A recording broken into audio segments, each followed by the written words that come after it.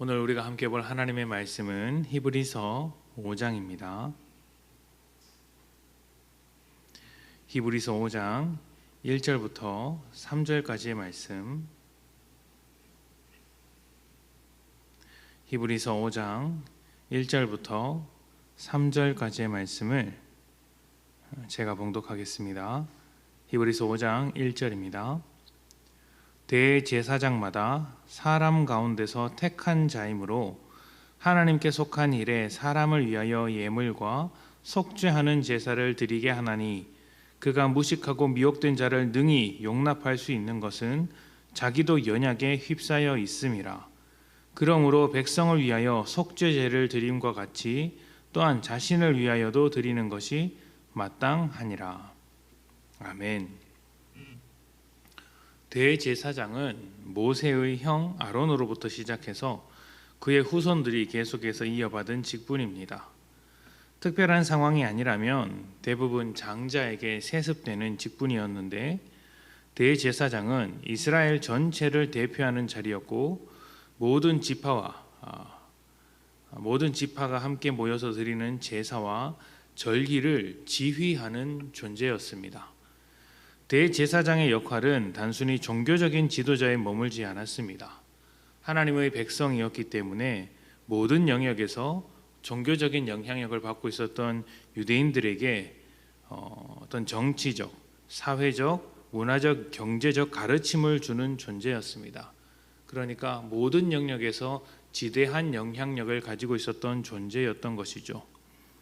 이러한 대제사장은 해마다 이스라엘을 위한 속죄 제사를 드리는데, 이 제사로 하나님의 백성이라는 지위를 유지하게 되고 또 하나님 앞에서 거룩한 삶을 살아갈 수 있는 것이죠. 그렇기 때문에 이 대제사장이라는 존재가 이스라엘 백성에게 얼마나 중요한 존재인지를 알 수 있습니다. 그런데 중요한 존재일수록 그 중요성 때문에 오해하는 경우가 생깁니다. 그 사람이 완벽한 사람일 것이라는 착각이죠. 말이나 행동도 남다를 것이고 도덕적인 면에서도 특별한 점이 있을 것이라고 생각을 합니다.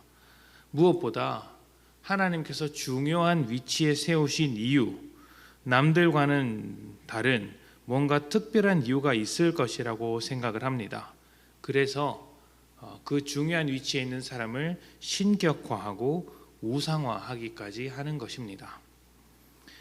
그런데 우리가 잊지 말아야 하는 것은 분명한 사실 하나, 모든 사람이 죄인이라는 것입니다.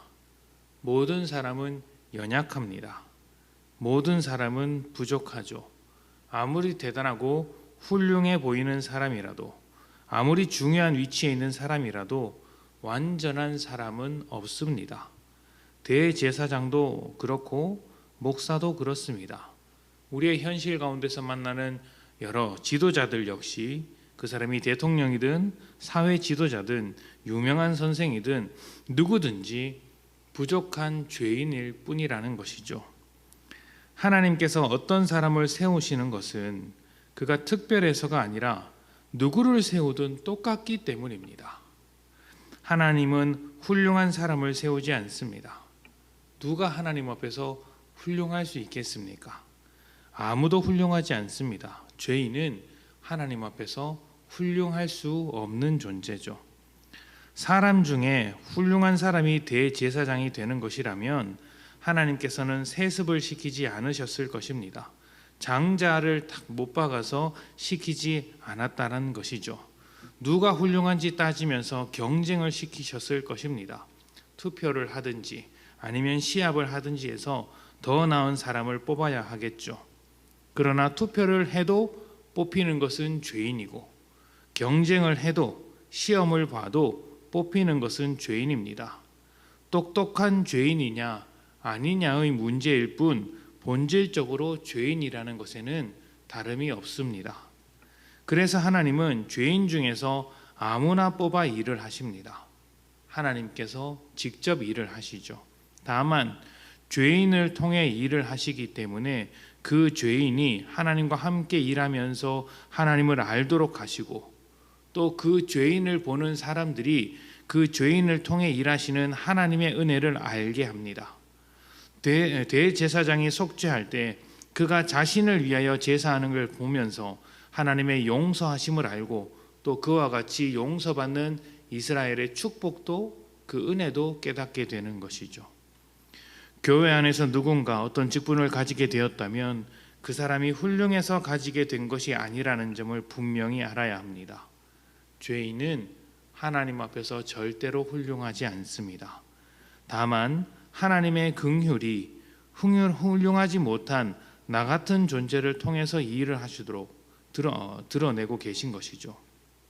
이것을 알고 있는 사람은 사람들 앞에서나 하나님 앞에서 더욱 겸손하게 하나님의 도움을 구할 것이고, 이것을 모르는 사람은 하나님 앞에서 자기의 의로움을 자랑할 것입니다.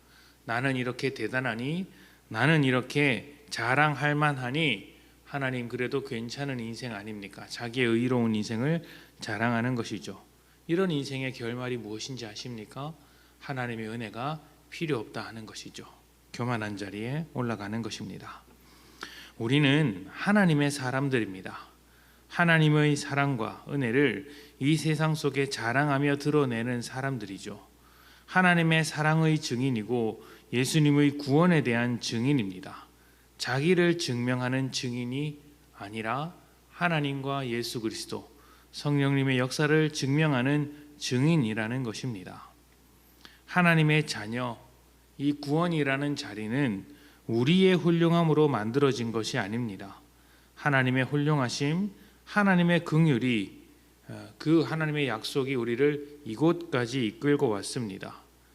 죄인을 살리시기 위해 자기를 내어주신 주님의 은혜를 날마다 기억하십시오.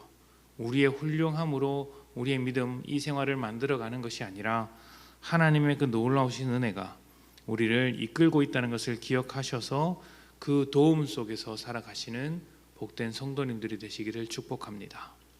함께 기도합니다.